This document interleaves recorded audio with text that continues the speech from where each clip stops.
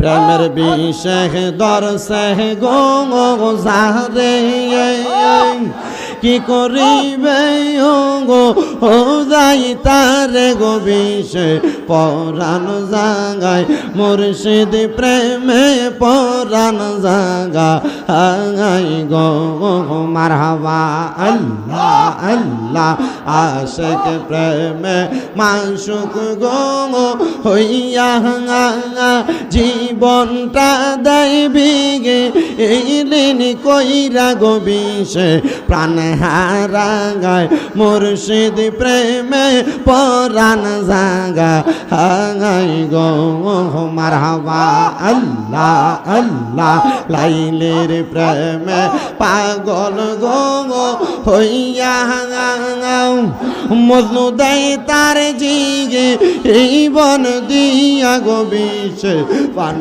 হারাগায় প্রেমের বিষে পরাণ জাগায় গো মারহাবা আল্লাহ আল্লাহ আল্লাহ আল্লাহ আল্লাহ আল্লাহ আল্লাহ মুর্শিদ আমার গলার মালা মুর্শিদ আমার গলার মালা মুর্শিদ আমার জানার জান মুর্শিদকে পাইলে আমি দূরাইতাম পহরান মারহাবা আল্লাহ আল্লাহ আল্লাহ আল্লাহ মুর্শিদ আমার গলার মালা মুর্শিদ আমার গলার মালা মুর্শিদ আমার জাহানের জাহান মুর্শিদকে পাইলে আমি দৌড়াইতাম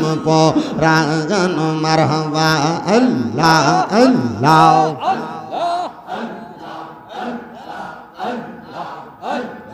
আল্লাহ মুর্শিদকে পাইলে আমি দৌড়াইতাম পরাণ মারহাবা আল্লাহ আল্লাহ মুর্শিদ তুমি আমার জানেরি জান পরাণের পহরান পাইলে তোমায় বুকের মাঝে কইরা রাখতাম প্রাণ মারহাবা আল্লাহ আল্লাহ আল্লাহ মুর্শিদ আমার গলার মালা মুর্শিদ আমার গলার মালা মুর্শিদ আমার জানার জান মুর্শিদকে পাইলে আমি দৌড়াইতাম পরাণ মারহাবা আল্লাহ আল্লাহ আমার অন্তর কাঁপে ডরে গো আমি মইরা গেলে মাটি দিও আমার মুর্শিদের দরবারে মারহাবা আল্লাহ আমি মইরা গেলে মাটি দিও আমার দয়ালের দরবারে মারহাবা আল্লাহ আল্লাহ মুর্শিদ আমার জীবনের জীবন হীরা কাঞ্চা মানিক মুক্তা স্বর্ণ আর রতন মারহাবা আল্লাহ আল্লাহ না পাইলে হারাইয়া যাব মুর্শিদ প্রেম সাগরে আমি না পাইলে হারাইয়া যাব মুর্শিদ প্রেম সাগরে বাঁচাও বাঁচাও দয়া লামারে মারহাবা আল্লাহ আল্লাহ আল্লাহ আল্লাহ আমি ডুব দিয়া মরিয়া যাব গফুর সারে প্রেম সাগরে আমি ডুব দিয়া মরিয়া যাব গৌসের প্রেম সাগরে বাঁচাও বাঁচাও দয়া লামা রে মারহাবা আল্লাহ আল্লাহ আল্লাহ আল প্রেমের বিশেষ দরসে গো জারে কি করিবে ও গো ও যাই তারে গো বিষে পরাণ জাগায় মুর্শিদ প্রেমে পরাণ জাগায় গো মারহাবা আল্লাহ আল্লাহ আশিক প্রেমে মাশুক গো হইয়া জীবনটা দেবিগে এইলেন কইরা গো বিষে প্রাণ হারাগায় মুর্শিদ প্রেমে পরাণ জাগায় গো মারহাবা আল্লাহ আল্লাহ লাইলের প্রেমে পাগল গো হইয়া মজনু দেয় তার জিগে এই বন দিয়া গো বিষে পান হারাগায় প্রেমের বিষে পরাণ জাগায় গো মারহাবা আল্লাহ আল্লাহ আল্লাহ আল্লাহ আল্লাহ আল্লাহ লা ইলাহা ইল্লাল্লাহু মুহাম্মাদুর রাসূলুল্লাহ সাল্লাল্লাহু আলাইহি ওয়াসাল্লাম। আপনারা বলেন আমরা জিকির করলাম কার? শুধু কি আল্লাহর না লগে নবীর জিকিরও আছে? শুধু কি নবীর জিকির না লগে অলির জিকিরও আছে? বলে হুজুর এতদিন পর্যন্ত জানলাম আল্লাহর জিকির, সাথে আবার নবীর জিকির হয় কেমনে, সাথে আবার অলির জিকির হয় কেমনে? এই কথাটা আমাদেরকে একটু ভেদরা ভাঙ্গার দরকার। আল্লাহর জিকির আল্লাহকে স্মরণ করলে হয়, আর নবীর জিকির নবীরে স্মরণ করলে হয়, আর অলির জিকির অলিরে স্মরণ করলে হয়। আমরা এখানে যারা আছি আমরা যেমন আল্লাহর বান্দা কথা সত্য, আমরা যেমন নবীর উম্মত কথাটা তেমন সত্য, আমরা অলির প্রেমিক কথাটা ঠিক তেমন সত্য।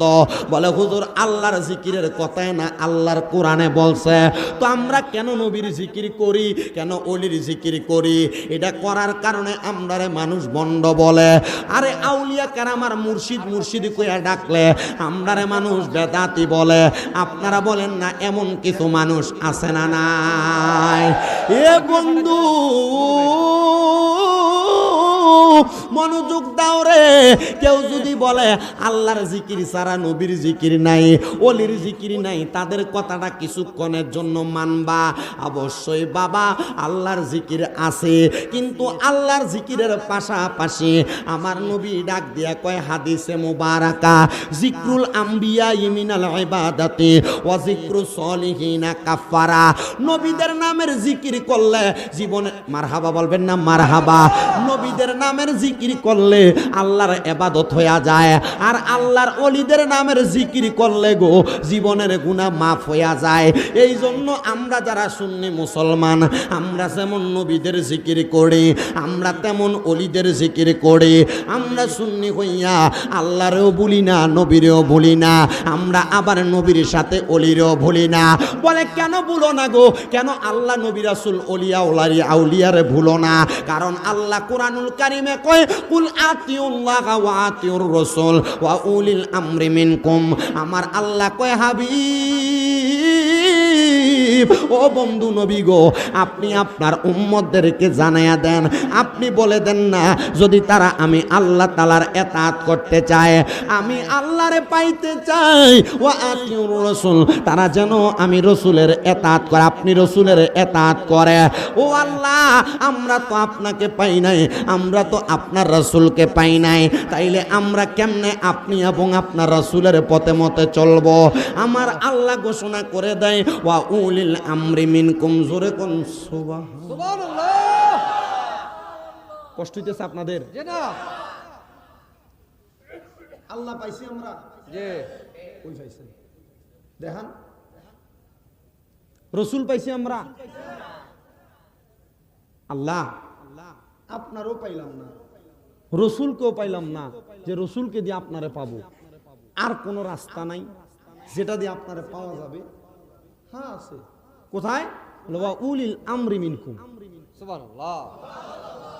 আস্তে কইলেন সুবহানাল্লাহ। সুবহানাল্লাহ। বর্তমান বাংলাদেশ এবং বিশ্বের পরিস্থিতিতে উলিল আমর আছে চার প্রকার। কয় প্রকার? চার প্রকার। আপনারা কি মনোযোগ দিয়ে শুনবেন? আলহামদুলিল্লাহ। উলিল আমর আছে কয় প্রকার? এক নাম্বার, উলিল আমর দ্বারা সাব্যস্ত হলো অসলিহীন। কারা? ওলি আল্লাহ, ওলিয়া উলিয়া کرام। ওলিয়া উলিয়া کرامের দুইটা ধাপ, একটা হালতে জালালি, একটা হালতে জামালি। বলেন, একটা হালতে জালালি, একটা হালতে জামালি। কেমন? হালতে জালালি গরম,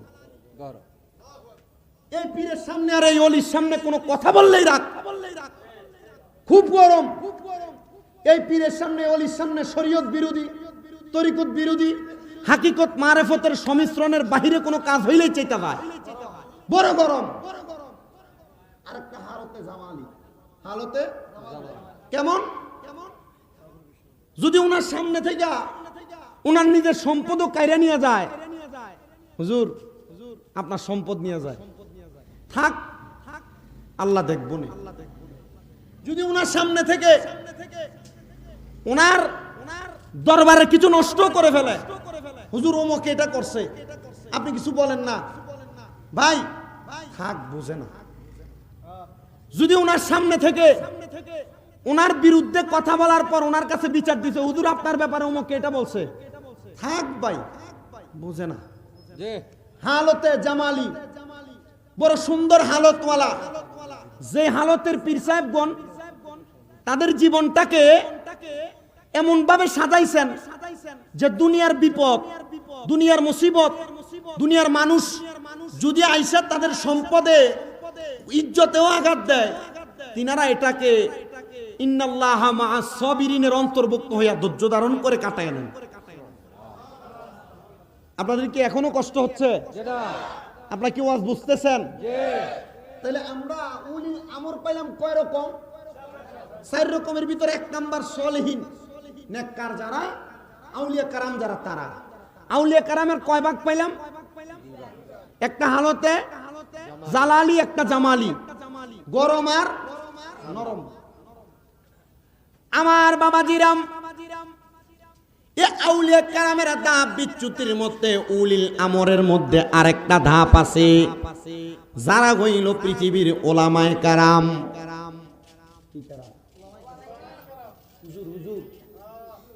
আপনার মসজিদের হুজুর, আপনার মাদ্রাসার হুজুর, আপনার এলাকার আলেম, আপনার এলাকায় হুজুর হয়েছে এমন ব্যক্তিত্ব।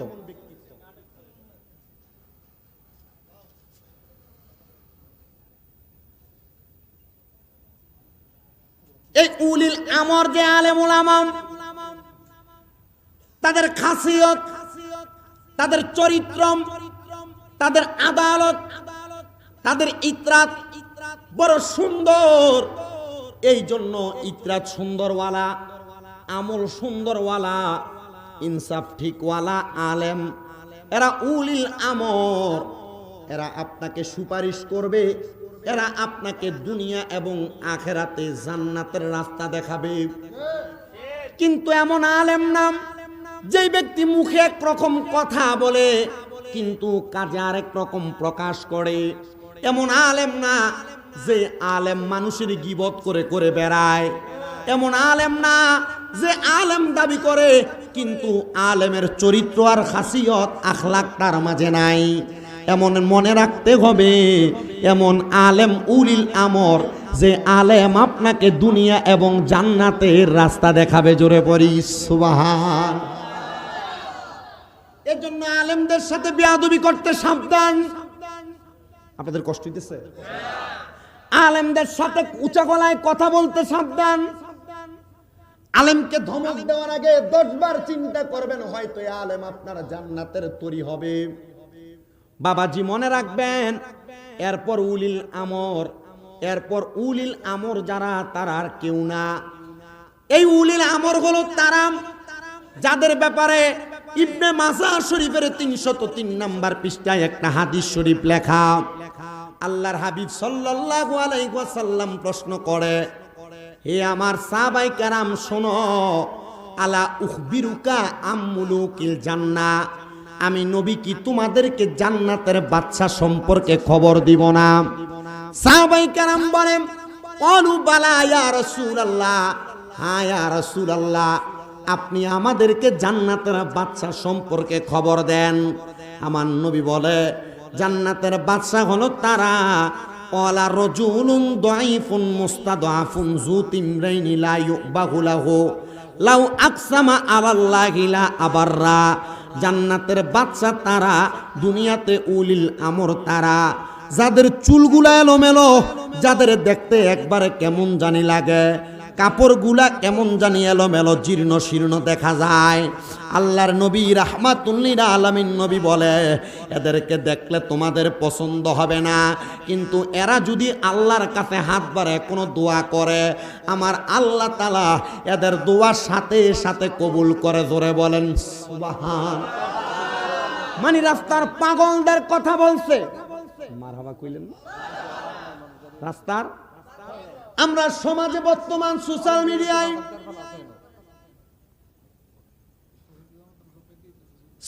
মিডিয়ায় ফেসবুকে ভাইরাল হওয়ার জন্য একদলকে দেখবেন যারা রাস্তায় পাগলদেরকে ধরে ধরে চুল দাড়ি কাটে, এদের জামা কাপড় বদলায়, এদের গাও ধুইয়া দেয়। এ ভাই, পাগলের মাথার চুল কাটলা, দাড়ি কাটলা, মুছ কাটলা, জামা কাপড় বদলাইলা, তো পাগলের চুল দাড়ি যে কাটলা, নাবির নিচের পশম গুলো তো বড় হয়, কই এই দাদি কাটলা না? ওমা, যেই পাগলেরা এমন পাগলদের চুল দাড়ি কাটে, এরা জানে না পাগলদের উপরে কোনো শরীয়ত নাই, পাগলদের উপরে কোনো শরীয়ত নাই। আর এমন পাগল যারা চুল দাড়ি লম্বা যাদের, এরা আল্লাহ তাআলার কাছে এমন পছন্দনীয় বান্দা, যেমন পছন্দনীয় এখনো আমি স্বামীমরাজও হইতে পারি নাই। কারণ এরা পাগল, এরা দুনিয়ার পাগল না, এরা আল্লাহ আল্লাহ রসুলের পাগল হইয়া দুনিয়া এবং আখেরাতের বাদশাহ হইয়া গেছে। ওরে কেউ পাগল হয় দনে জনে, কেউ পাগল হয় মান সম্মানে। এক পাগল তোর ঘরের কোণে, এক পাগল তোর মনের কোণে, আসলে পাগল জগতের বাবা সব জনা। জোরে জোরে কন্যা মারহাবা। এই জন্য যারা পাগলের মাথার চুল কাটে, পাগলের মুখের দাড়ি কাটে, এদেরকে একটা কথাই আমরা জানান করে দিতে চাই। আজকে এই এনায়েতপুর দরবার শরীফ পীরে কামেল মাওলানা শাহ আব্দুল গফুর আল কাদেরের প্রতিষ্ঠিত খানকা প্রাঙ্গণ থেকে একটা কথাই বলতে চাই, পাগলদের চুল দাড়ি কাইটো না, এরা বাধা দেয়, এদেরকে তাদের মতো করে ছেড়ে দাও। মনে রাখবা, এই পাগলরা উম্মতে মুহাম্মদীর অনেককে সুপারিশ করে করে জান্নাতে নিয়ে যাবে। বলেন এ আমার বাবা ভাইরা বন্ধুরা, মনোযোগ দিবেন। আরেকটা উলিল আমর হলো ওয়ালিদাইন, যারা আপনার মা বাবা, এই মা বাবা পর্যন্ত আপনি সন্তানের জন্য উলিল আমর, মানে নবী দেখার রাস্তা। কি দেখার রাস্তা? নবী দেখার রাস্তা, নবী পাওয়ার রাস্তা।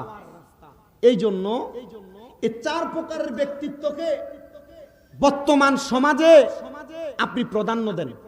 কয় প্রকার? চার প্রকার। আউলিয়া কেরাম, আউলিয়া কেরামের দুই ধাপ।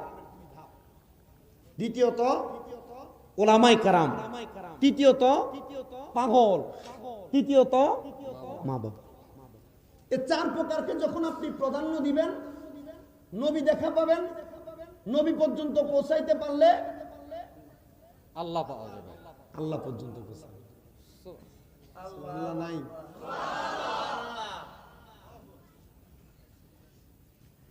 আমার মুসলমান ইমানদার, এবার আর একটু গভীরের দিকে যাই। মুরিদ হইছেন কারা কারা, এবার একটু হাত তোলেন।